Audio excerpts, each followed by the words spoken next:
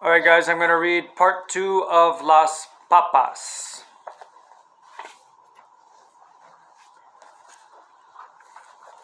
And we're on page 167. Esperanza huddled with Josefina, Hortensia, and a small group of women waiting for the morning truck to take them to the sheds. A thick, tulle ground fog that hugged the earth settled in the valley surrounding them, as if they stood within a deep gray cloud. There was no wind, only silence and penetrating cold. Esperanza bundled in all the clothing that she could put on, old wool pants, a sweater, a ragged jacket, a wool cap, and thick gloves over thin gloves, all borrowed from friends in the camp. Hortensia had shown her how to heat a brick in the oven and bundle it in newspaper, and she hugged it to her body to keep warm as they rode on the truck. Since the driver could only see a few yards ahead, the truck rumbled slowly on the dirt roads. They passed miles of naked grapevines, stripped of their harvest and bereft of their leaves. Fading into the mist, the brown and twisted trunks looked frigid and lonely. The truck stopped at the big packing shed. It was really one long building with different open-air sections, as long as 6 train cars. The railroad tracks ran alongside one, and the docks for the trucks ran along the other. Esperanza had heard Mama and the others talk about the sheds, how they were busy with people, women standing at long tables, packing the fruit, trucks coming and going with their loads of fresh from the fields, and workers stocking the train cars that would later be hooked to the locomotive to take the fruit all over the United States. But cutting potato eyes was different. Since nothing was being packed, there wasn't the usual activity. Only 20 or so women gathered in the cavernous shed, sitting in a circle in the upturned crates, protected from the wind by only a few stacks of empty boxes. Bebunas kartoshki, которые есть это глаза? Маленький? No. The Mexican supervisor took their names. With all the clothing they were wearing, he barely looked at their faces. Josefina had told Esperanza that if she was a good worker, the bosses would not concern themselves with her age, so she knew that she would have to work hard. Esperanza copied everything that Hortensia and Josefina did. Dai kartoshka. When the woman put the hot bricks between their feet to keep them warm while they worked, so did she. When they took off their outer gloves and worked in thin cotton ones, she did the same. Everyone had a metal bin sitting behind them. The field workers brought cold potatoes and filled up their bins. Hortensia took a potato and then with a sharp knife she cut it into chunks around the dimples. She tapped her knife on one of the dimples. "That is an eye," she whispered to Esperanza. "Leave 2 eyes in every piece so there will be 2 chances for it to take root." Then she dropped the chunks into a burlap sack, and when the sack was full, the field workers took it away. "Where do they take them?" she asked Hortensia. "To the fields. They plant the eye pieces, and then the potatoes grow." Esperanza picked up a knife, and now she knew where the potatoes came from. So basically, you can take a potato, and sometimes you can see there'll be these eyes growing out of it. So you can cut that part off, and this is the part that you would bury in the ground. When I lived in Ukraine, we would bury 3 or 4 together. And then at the harvest, there would be 6 or 7 or 8, a big family of like potatoes just like this. And it all starts is when you see a little eye growing out, and that's what Esperanza is doing. The women began chatting. Some knew each other from camp, and when one of them was Martha's aunt. "Is there any more talk of striking?" asked Josefina. "Things are quiet now, but they're still organizing," said Martha's aunt. "There is talk of striking in the spring, when it's time to pick. We're afraid there will be problems. If they refuse the work, they'll lose their cabins in the migrant camps. And then, where will they live? Or worse, they'll be sent back to Mexico." "How can they send all of them back?" asked Hortensia. "Repatriation," said Marta. La migra. The immigration authorities round up people who cause problems and check their papers. If they're not in order, or if they do not happen to have their papers with them, the immigration officials send them back to Mexico. We have heard that they have sent people whose families have lived here for generations, those who are citizens and have never even been to Mexico. Esperanza remembered the train at the border and the people being herded onto it. She had been thankful for the papers that Abuelita's sisters had arranged. Marta's aunt said, "There is also some talk about harming Mexicans who continue to work." The other women sitting around the circle pretended to concentrate on their potatoes, but Esperanza noticed worried glances and raised eyebrows. Then Hortensia cleared her throat and said, "Are you saying that if we continue to work during the spring, your niece and her friends might harm us?" "We are praying that that does not happen. My husband says he will not join them. We have too many mouths to feed. And he has told Marta that she cannot stay with us. We can't risk being asked to leave the camp or losing our jobs because of our niece." Heads nodded in sympathy and the circle was silent except for the sounds of the knives cutting the crisp potatoes. "Is anyone going to Mexico for La Navidad?" asked another woman, wisely changing the subject. Esperanza kept cutting the potato eyes but listened carefully, hoping someone would be going to Aguascalientes for Christmas. But no one seemed to be traveling anywhere near there. A worker refilled Esperanza's metal bin with another load of cold potatoes. The rumbling noise brought her thoughts back to what Marta's aunt had said.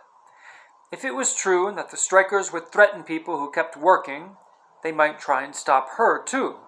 Esperanza thought of Mama in the hospital and Abuelita in Mexico and how much depended on her being able to work. If she was lucky enough to have a job in the spring, no one was going to get in her way. Now we're at the next section, top of 173. A few nights before Christmas, Esperanza helped Isabel make a yarn doll for Sylvia, while the others went to a camp meeting. Ever since Esperanza had taught Isabel how to make the dolls, it seemed there was a new one born each day, and monas of every color now sat in a line on their pillows. "Sylvia will be so surprised," said Isabel. "She has never had a doll before." We'll make some clothes for it too," said Esperanza. "What was Christmas like at El Rancho de las Rosas?" Isabel never tired of Esperanza's stories about her previous life. Esperanza stared up at the ceiling, searching her memories. Mama decorated with Advent wreaths and candles. Papa set up the nativity on a bed of moss in the front hall. And Hortensia cooked for days. There were empanadas filled with meat and sweet raisin tamales. You would have loved how Abuelita decorated her gifts. She used dried grapevines and flowers instead of ribbons. On Christmas Eve, the house was always filled with laughter and people calling out, "Feliz Navidad!" Later, we went to the Catedral and sat with hundreds of people and held candles during the midnight mass. Then we came home in the middle of the night, still smelling of incense from the church, and drank warm atole de chocolate and opened our gifts. Isabel sucked in her breath and gushed. "What kind of gifts?" I can't remember," said Esperanza, braiding the yarn doll's legs. "All I remember is being happy." Then she looked around the room as if seeing it for the first time. One of the table legs was uneven and had to be propped by a piece of wood so it wouldn't wiggle. The walls were patched and peeling. The floor was wood plank and splintery. No matter how much she swept, it never looked clean. The dishes were chipped and the blankets frayed, and no amount of beating could remove their musty smell. Her other life seemed like a story she had read in a book a long time ago. Una cuenta de hadas, a fairy tale. She could see the illustrations in her mind, the Sierra Madre, El Rancho de las Rosas, and a carefree young girl running through the vineyard. But now, sitting in this cabin, the story seemed as if it were about some other girl, someone Esperanza didn't know anymore. "What do you want for Christmas this year?" asked Isabel. "I want Mama to get well. I want more work. And," she stared at her hands and took a deep breath. After 3 weeks of potato eyes, they were dried and cracked from the starch that had soaked through her gloves. "I want soft hands." "What do you want, Isabel?" Isabel looked at her with her big doe eyes and said, "That's easy. I want anything." Esperanza nodded and smiled, admiring the completed doll, and she handed it to Isabel, whose eyes, as usual, were excited. They went to bed, Isabel in her cot, and Esperanza in the bed that she and Mama had slept in. She turned toward the wall, yearning for the holidays of her past, and repeated what was becoming a nightly ritual of silent tears. She didn't think anyone ever knew that she cried herself to sleep until she felt Isabel patting her back. Esperanza, don't cry again. We will sleep with you if you want. We? She turned toward Isabel, who was holding the family of yarn dolls. Esperanza couldn't help but smile and lift the covers. Isabel slid in beside her, arranging the dolls between them. Esperanza stared into the dark, and Isabel had nothing, but she also had everything. Esperanza wanted what she had. She wanted so few worries that something as simple as a yarn doll would make her happy. Okay, bottom of 176. On Christmas Day, Esperanza walked up the front steps of the hospital while Alfonso waited in the truck. A couple passed her carrying gifts wrapped in shining paper. A woman hurried by, carrying a poinsettia plant and wearing a beautiful red wool coat with a rhinestone Christmas tree pinned to the lapel. Esperanza's eyes riveted on the coat and the jewelry. She wished she could give Mama a warm red coat and a pin that sparkled. She thought of the gift she had in her pocket. It was nothing more than a small, smooth stone that she had found in the fields while weeding potatoes. The doctor had moved Mama to a ward for people with long-term illnesses. There were only 4 other people on the floor, and the patients were spread out, their occupied beds scattered among the rows of bare mattresses in the long room. Mama slept but didn't wake even to say hello.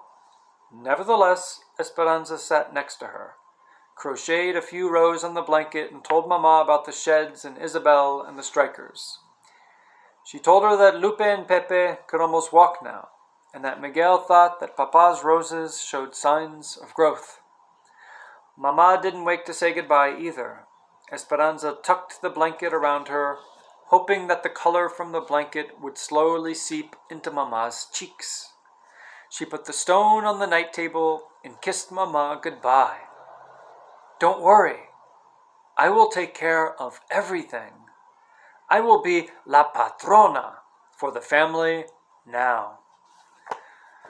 So as you could see, Esperanza, she's really stepped up to the plate. In some sense, she's gotten out of the valley and she's starting to climb the mountain. So she's starting to become like her own character, independent and responsible. So stay tuned for the next chapter.